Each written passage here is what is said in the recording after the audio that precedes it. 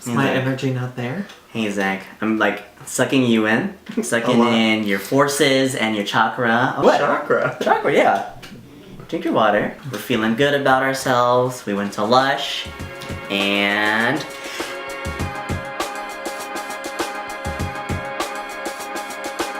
Hey guys, what's up? This is Food for Thought. We exchange our food for your thoughts. I'm Neil, and this is a friend, but he's also like, you know, Zach. Hi. You may be noticing there's no food or anything. What? I thought this was Food for Thought, Neil. What? Where's the food? Boom, we did the food already. This is the beginning of a collab. Zach is also a YouTuber. He has like, you know, a lot more viewers than we do, okay? And so we're stealing all his viewers. Hi. Hello over here too. What'd you think of that collab, Zach? It was good. You're my first collab. Oh. So look at you. I know. Yes, come through. We had a great time. We made some kimchi fried rice. Don't speak for the both of us. I had a great time. I enjoyed having Neil make the video with me. There was a lot of quotes around the word kimchi. Yeah. Kimchi. Yeah. Fried rice. Yeah. So. You know. Okay. You know how it is. The food was... No. Okay, spicy. Spicy? Not spicy the way I usually mean it. But it was alright. I'm gonna continue eating after we film this. That's gross. Now that we've had like a second to like kind of digest it and think about it, what was the overall impression? I'm not gonna willingly make it again, but I will finish eating it tonight. If you were at a friend's house and he was like, dude, Zach, like I made this fried rice, I just threw some stuff together, like what do you think? And he sounds proud of it, would you be like, would you actually tell him it's bad, or would you kind of... I mean, like if he was like, how did you like it? I'd be like, it's spicy, you don't need all of these onions, and I don't know why there's ketchup in this. Those are all good words. That would be my response. But, I mean, if it's like a good friend, I'd probably have that rapport with him already. Yeah? If it was you, I don't know, but a good friend, yeah. This episode's over. So yeah, how did you feel about it? You know, usually you present the ingredients. You're like, oh, this is the salt, this is the pepper. I feel like I did a bad job as being like the Vanna White. Oh no, you were perfect. You should be a model. You're perfect, you're beautiful, you're gorgeous. I didn't get a haircut. Linda Evangelista. Yes, you should do it. I'm straight, so I'm gonna pretend I know who that is. Who is that? She's a model.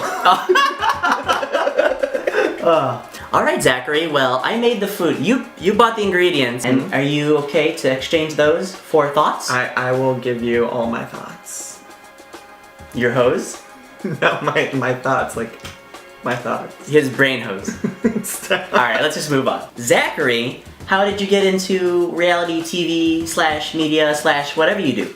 Oh, well, so as a young gay, I come from a very small town in the middle of nowhere, Illinois. I didn't really have any context for like what the LGBTQ world was like outside of like my own perceptions of that.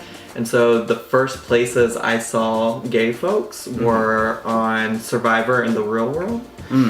So the first winner, spoiler alert, of Survivor ever was a gay man, and I thought that was like super progressive. I mean, I don't know that I had that language as a like middle schooler. You didn't know the word progressive yet? Sure not. It was just like really neat for me to see that somewhere, because really my whole time in high school I only knew like one other gay person in general. Yeah. So that was really why I got into it, and then you know the rest of it just like sucked me in, like the drama. They bring in some weirdo people, and so I'm just like into that. I'm into just like the ridiculousness of it. But it was really like what drew me in initially was like the gay people.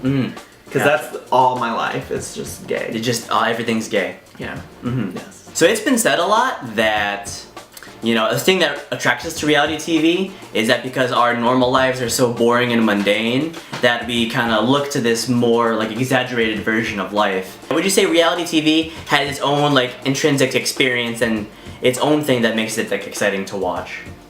I think that a lot of times people watch reality TV for like the same reason that I started watching it, which is to get really into the lives of people that you relate to. A lot of reality TV has just like regular people off the streets. So I would say most reality TV is not like the Housewives or the Kardashians, but more so like people that are just trying to showcase their everyday lives, or are coming from their everyday lives to compete in some kind of like unique experience like Survivor. And so I think that, I don't know, I think there's probably more people that are in the majority of like me, of like wanting to just see something that relates to them or that they can relate to and really experience in their own kind of like way from the comforts of their couch. I also think that there's probably some piece of it, like there's probably some piece of like a suburban mom that would love to be a Real Housewife, right? So getting to see that play out and unfold and kind of live your like fantasies, I think is also a thing for people. But I don't think it's really just because we all have mundane lives that we need an escape from, because I think most people would not categorize their life like that. Yeah. Okay. No, I would agree. Something that makes TV and film really good is that it's a reflection of us, and it shows us, you know, parts of us that maybe we deny about ourselves, or we don't even realize that we do. Even though reality TV, like Kim Kardashian knows that there's a camera on her, and you know the director is setting up the shot. Even though that's all true, do you think reality TV does or can still portray something about human emotion that's like authentic? Yeah, well, I think in a lot of cases, you might not get like super deep moments from like Kim. I don't know, I know she cried once, I think. Yeah. But I do think that there's opportunities for like actual human emotion. I've at least seen it in the shows that I watch. For Survivor, a couple seasons ago, they had like a really raw moment where one of the castaways or contestants on the show was like outed as being trans, and I think that that's like still a very new thing for a lot of people in the country of the United States, right? Like that's still something that I think as the LGBT community is working on in terms of like helping people have a better understanding of it. And I think that that was like a very raw demonstration of true emotion that came out into a situation that was like for the most part really set up. And so I think that there's still opportunities for there to be like very real moments that happen in reality TV, but I do think like a lot of it's contrived, like a lot of it is set up, a lot of it is produced by the folks making the show. So I don't know, I mean I try not to take any of it too seriously. I think that that's like what I like about reality TV is that you know, it's silly a lot of times. It's not necessarily supposed to be like Emmy worthy, Oscar worthy. I try not to take life seriously myself. Okay. And so I really appreciate kind of the lightheartedness of reality TV. So, Zachary, I think a lot of people would like to do something close to what you're doing, like reality or vlogging, or have an Instagram story that's really popular, but they think to themselves like, oh, my life's so boring, like why would people watch me? Do you think any of that stuff's actually important, or is it more about like the quality of the content you produce and how much effort you put into it? Oh, well that's definitely a little bit of both, which is, I know, my popular like kind of philosophy, but as long as you know your strengths and weaknesses, you can highlight those things on the platform that you're looking to highlight them on. Yeah. So I'm a very interesting person in some aspects of my life, and probably in a lot of aspects like boring. Like I am like most people and like to go home after work and just like watch YouTube videos, Netflix, etc. And like just do nothing. But that's obviously also like not what I'm highlighting when I make videos. I'm not highlighting the nights that I just go sit alone on my couch. So I think you do have to know or have something to present. Like you can't just expect to like have show and tell with nothing to show. Right.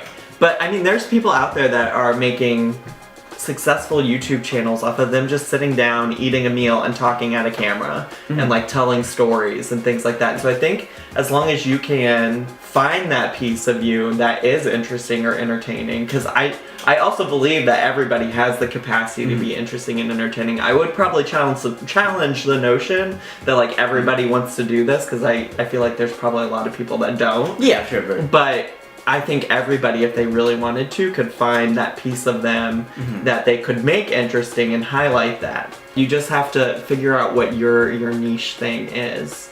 Like, feet. What? Is that your gig? No. Okay. No, but I really actually recently have gotten into watching this woman give people pedicures. But it's relaxing watching her do it because she gets like all the dried skin up. Like it's just it's so good. I love it. See, that's what I'm talking about. There's like something on YouTube for everybody. You're still in the early developments of doing what you're doing, you know, the YouTube career and etc. etc. But so far from what you've seen, what have kind of been the ups and downs of doing the YouTube life?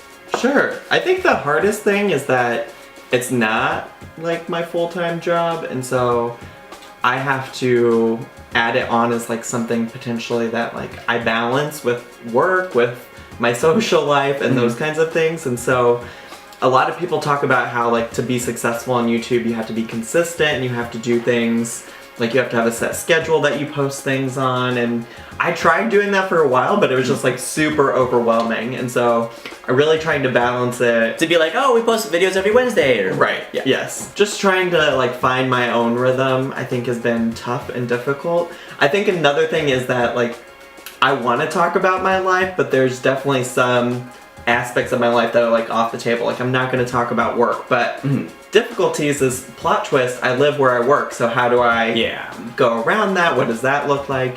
But I think the ups have just been really like it's a good release for me, like mentally, like my mental health. Like I enjoy making videos. It's something that's like a fun hobby outside of some of like the other stressors in my life. I have just like had people reach out to me on the internet and in real life. Like positively? Yeah, that like know me from YouTube and have reached out to me, and I think that that's like been kind of weird because I only have like good weird? Yeah, but I only have like 3,000 subscribers, so you know I'm not initially expecting to walk down the streets of Chicago and somebody be like, oh my gosh, like you make YouTube videos. Yeah. Obviously was not always successful with my videos. Some of them were not great, but I think like the part about YouTube that you have to be okay with is that you just have to keep trying and keep putting stuff out. I've learned like so much in just like doing things, right? Like my first videos were super basic. It was just like me sitting in front of a camera talking, and over time like I've just challenged myself to learn different things, whether that's like editing, adding music. I branched out into doing like Sims videos, but also doing like ASMR videos, and on my end for the most part a lot of it was like self-taught. It's all just practice, and it's all just like putting yourself out there and trying to take a risk. I think I might just take a risk right now.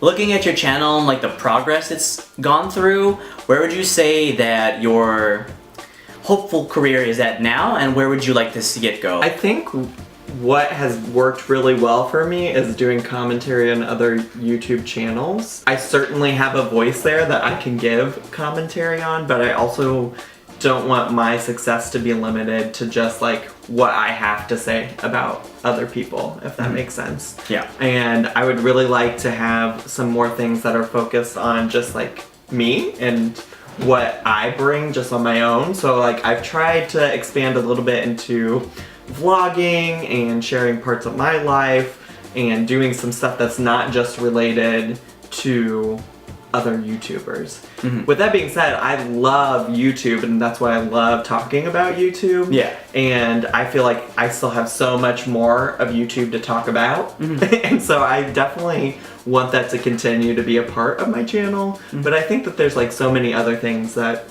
I can do and contribute that people will want to see. But hoping that, that folks continue to watch and enjoy that kind of content.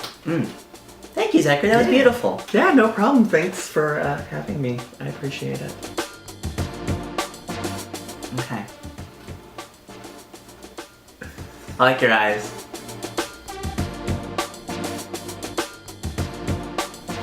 And that's the show, everyone, okay? Bye. Bye.